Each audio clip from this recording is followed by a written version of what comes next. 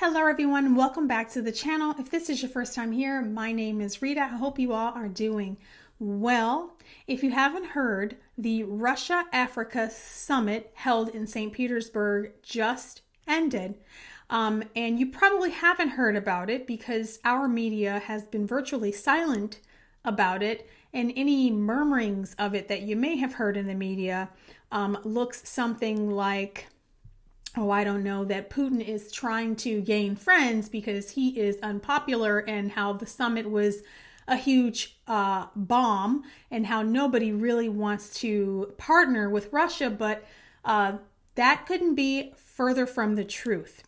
So here is the president of Eritrea basically saying that not just African countries, but countries all around the world are sick and tired of having to play by the West rules. And I think that with the introduction of all of this woke stuff, a lot of countries are just drawing a line in the sand and actually are partnering with Russia. But again, let's listen to the president of Eritrea. I look at it from the historical context. The historical context, almost 30 years now. For me, it's a continuation of one ideology. It's an ideology of slavery. It's an ideology of colonialism.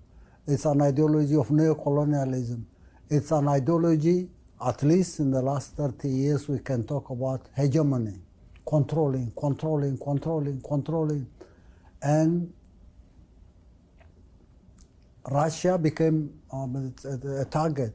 This ideology, of course, continues, and in the context of the Russia-Africa Summit, there were a lot of reports of Western powers trying to pressure African countries into not coming to this summit. I wanted to ask if you yourself ran into any of these attempts by the West to pressure you, or then in general, for those that did receive some sort of pressure from the West, why would you think the West would try to stop them from participating in this summit? It's a show of their weakness, their ideology of not only containing Russia, but containing everyone who doesn't bow to this ideology has been there for the last 30 years. You will be punished if you are not in line with their way of thinking. It's either sanctions, it's either demonizing this or that guy, and using all sorts of tools, including the World Bank, IMF, and other tools they use to pressure everybody to bow to this ideology. And people are fed up of this behavior, this culture of domination, hegemony. Everybody is fed up of it. The people in Africa, above any other continent, would like to see this process going forward and changing their quality of life, not for this generation, but for the coming generation. So they would use every tool, like they are using now Ukraine, to give the impression that this is a fight between Russia and Ukraine. I say, this has nothing to do with Ukraine and Russia. This is their declared war that has been there for the last 30 years, and it's not only Russia. It's for everybody else, everywhere in Asia, in Latin America, Europe, the Americas. People are fed up of this thing, and when they try to pressure someone who doesn't bow to this ideology, it only emphasizes the fact that they are fed up. They are failed. Their mission have failed. A lot of nations, African nations in particular, are sick and tired of being colonized by the West. Here is another leader in Nigeria. I come from Nigeria. I know so many threatening messages that moved around, within the cycle. If you go to Russia, this, and nobody cares because everybody is looking for a way out. We understood the strangulation, the colonization, and the problems that we faced over a century ago from the Western dominance of our economies and our lifestyles and our politics and our culture.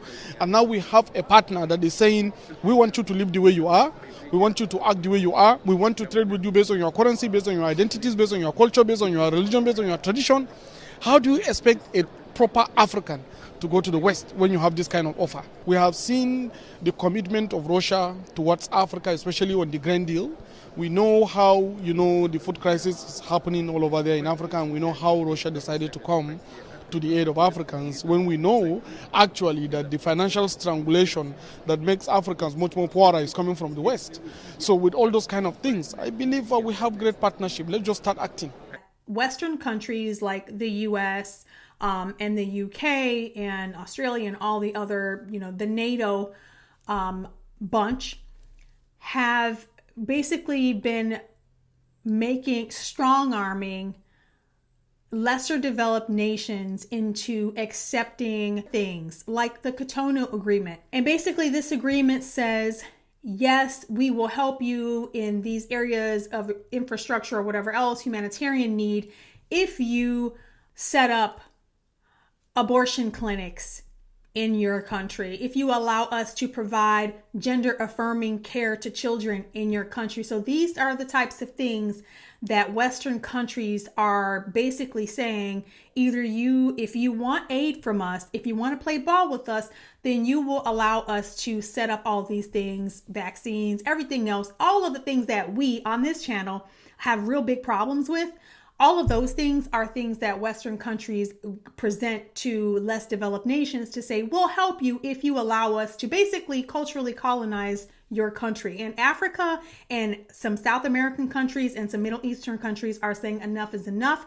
So much so that this Russia-Africa conference is right in the middle of the BRICS conversations, the BRICS alliance that has been formed between Brazil, Russia, India, China, and South Africa.